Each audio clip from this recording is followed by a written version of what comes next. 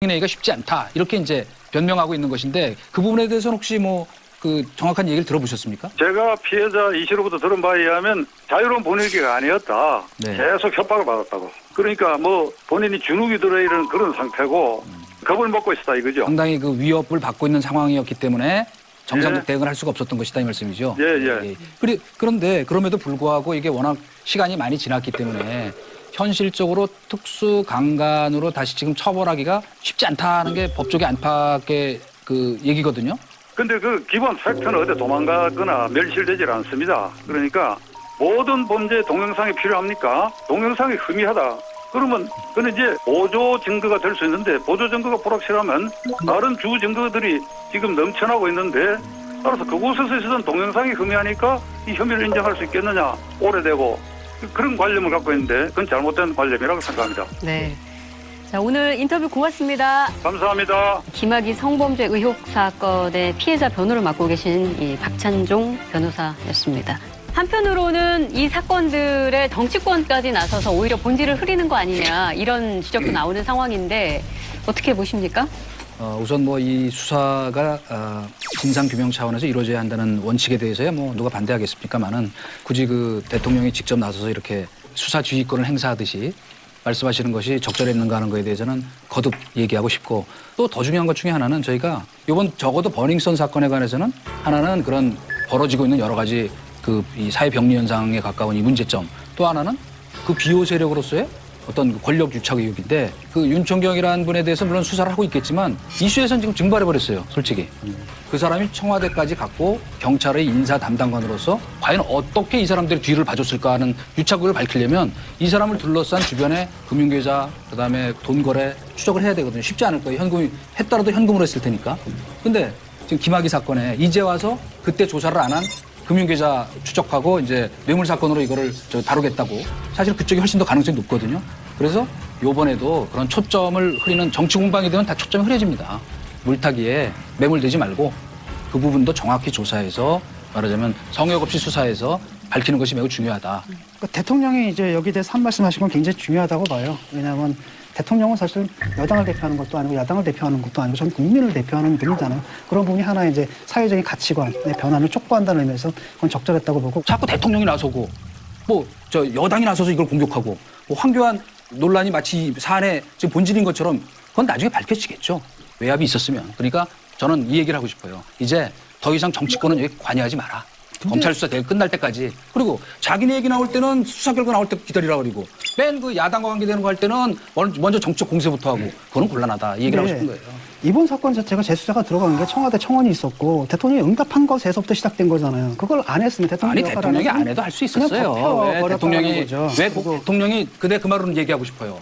왜 대한민국이 뭐든지 대통령이 나서야 되는 나라예요? 이게 언제부터? 이건 사안 자체가 굉장히 중요한 거고 덮여버렸고. 아니 이거보다 더 중요한 사안도 많아요. 저는 관점을 좀 바꿔서 권력에 의해서 법무장관이나 이 사안 저 사안에 나서기 좋아하는 조국 수석이 해도 충분한 거예요. 왜 대통령이 나서냐고. 두 가지가 있는 것 같아요. 아까 말씀하신 것처럼 실제로 이게 이제 바뀐 세상에 대한 기준으로 볼 수 있는 정도의 심각한 문제라는 것도 하나 있고요. 두 번째는 말씀하신 것처럼 법무장관이 과거에 검찰이 조사했던 걸 부정해야 되는 어떤 위험성 그리고 또는 행안부 장관이 과거에 경찰이 했던 조사에 대해서 부정하는 부담은 저는 있었을 거라 봅니다. 그런 면에서 보면 어쩌면 최종의 의사결정권자인 대통령께서 사회적인 분위기를 새롭게 만들고 또 그런 부담들을 안아주는 효과도 저는 있었다고 보거든요. 그래서 이것 자체가 왜 대통령이 말했는가가 중요한 게 아니라 오히려 대통령이 말하는 시대가 왔다. 이런 문제에 대해서 저는 이렇게 봐야 되는 거 아닌가. 대통령이 말해야 되죠. 오히려 그걸 갖다 정치적 관점에서 해석해가지고 이상하게 꼬는 것 자체가 사안의 본질을 왜곡시키는 일이라고 좀 보고요.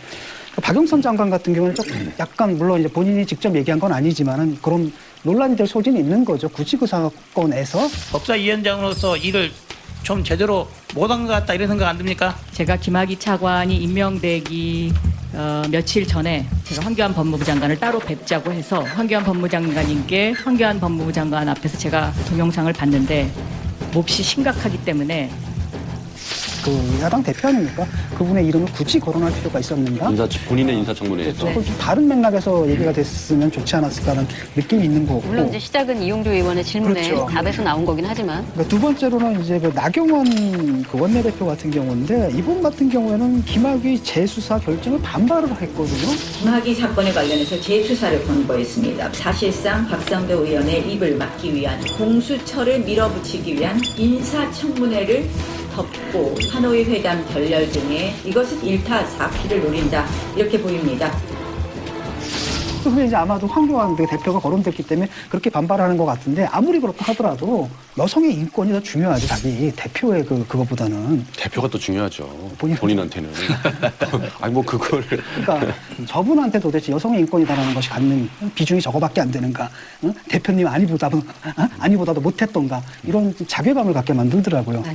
박영선 의원은 저한테 왜 이용주 의원이 질문했는지를 모르겠다는 거예요. 아, 그래요? 그건 전 직접 저한테 이야기를 제가 들어서 말씀을 좀 드리면 네. 김학의 성돌장 사태에 대해서 도대체 왜 밝히지 못했느냐, 능력이 있느냐 이런 식의 질문이었거든요. 나는 그 당시에 황교안 법무장관한테 이걸 충분히 이야기했다 따로 불러서 그러니까 당시에 박영선 그 후보가 그러니까 법사위원장이었기 그렇죠. 때문에 법사위원장이었기 때문에 네. 그런 질문은 이제 능력을 검증하는 과정에 나온 것으로 보여져요. 제가 볼 땐 나경원 원내대표의 포지셔닝은 정말 저는 이해가 안 갑니다. 특히 아까 말한 것처럼 작년 9월에 비동의 간음죄 법안 발의를 대표 발의하셨어요. 그게 yes means yes예요. 굉장히 상징성이 있었고 야당 대표가 그런 발의를 했을 때 저희 여당에서도 굉장히 반기는 기류들이 있었거든요. 근데 이런 것 자체를 그냥 피해자의 아픔을 정쟁의 도구로 다 한 번에 물타기가 되는 듯한 느낌? 그리고 진정 여성을 위해서 본인들이 좀 나서줄 때 야당이 목소리를 좀 담을 수 있는데 이런 부분에 대해서 저는 많이 안타깝다 이런 생각이 들고요. 그리고 실제로도 좀 성폭력 피해자 본인 판사 출신이고 이래서 그런 것도 좀 기대감이 있었는데 그런 것들을 한 번에 좀 다 이렇게 덮어버린 듯한 그리고 그거를 원내대표라는 이름으로 그냥 정치의 공방으로 만들어버린 것 같아서 굉장히 안타깝게 봤습니다. 나경원 원내대표 얘기는 뭐 저도 뭐 저 옹호할 생각은 전혀 없어요. 그러나 아마도 그런 취지라고 저는 이해를 하는데 사회적으로 논란이 일어나는 사안을 이 정치권의 논쟁으로 갖다 집어넣어버리면은 진영 논리처럼 돼버려가지고 나중에 무엇이 진실인지 가리기가 굉장히 어렵게 돼버려요. 그렇게 얘기했었으면 더 좋았을 것 같아요. 이 진상규명과는 별개로 이제 정치권이 나서가지고 이거 갖고 정략적으로 이용하는 태도는 우리 서로 지양하자. 네. 근데 이제 저는 좀 시각을 바꿔서 이제 여성 정치인에 대한 기대가 있는 거죠. 여성 원내대표니까 이 부분에 대해서 좀 관심을 가지지 않을까라는 이제 그건 국민들의 기대죠. 이게 남성 정치인, 여성 정치인의 문제가 아니고요. 그 사람의 문제라고 생각하세요. 아까 폴리티컬 커렉트니스 말씀하셨는데 그 사람 자체가 올바른 사람이냐 아니냐의 문제지 그치. 이 사람이 여성 정치인이기 때문에 더 문제가 될 수 있다. 이런 식의 시각은 저는 또 다른 그 여성에 대한 차별이 될 수도 있다. 이런 문제 제기를 합니다. 나경원 대표가 이렇게 말했어야 된다고 생각을 해요. 그렇죠. 왜냐하면 이 사건은 일단은 여성 인권 침해 아주 심대한 사건이다. 두 번째 그다음에 또 고위 권력이 지금 개입한 사건이잖아요. 굉장히 심각한 사안이고 반드시 재수사가 되고 철저한 재수사가 되어야 된다. 하지만 이걸 정치적으로 이용하지 말아라. 왜냐하면 좀 전에 말씀하신 것처럼 그것이 문제 해결을 어렵게 할 수 있다. 이게 적절한 반응이었다고 봐요. 맞습니다. 그런데 이걸 갖다가 하지 말아라라고 나온다는 건 잘못된 거죠. 엄청 잘못된 거죠.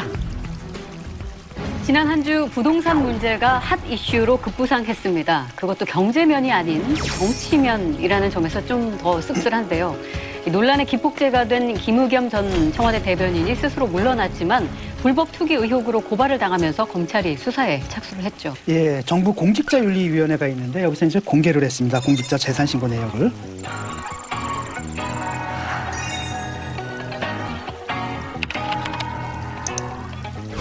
작년이죠. 2018년 7월 서울 흑석동 소재에 25억짜리 2층짜리 건물을 매입한 것으로 나타났습니다.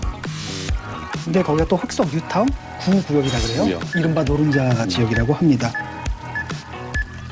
여기에 대해서 이제 김의겸 전 대변인 같은 경우는 뭐라고 해명했냐면 30년 동안 전세 생활했다. 그래서 청와대 자리에 물러나면 갈 곳도 없어서 집을 사려고 했던 것이다. 지금 8순 넘어가 있기 때문에 좀 넓은 집에서 살고 싶었다. 그리고 흑석동에 친척이 부동산 중개업을 하는데 그 친척이 좋은 매물이라고 소개해줬다. 이건 사실 투기가 아니라 실수요자를 위한 네. 투자다. 뭐 이런 식의 개념으로 해명을 했습니다. 근데 이제 이 아파트를 사기 위해서 엄청나게 많은 돈을 대출을 받았잖아요. 그렇죠. 대출을 받은 그 금융 비용이 발생할 거 아닙니까?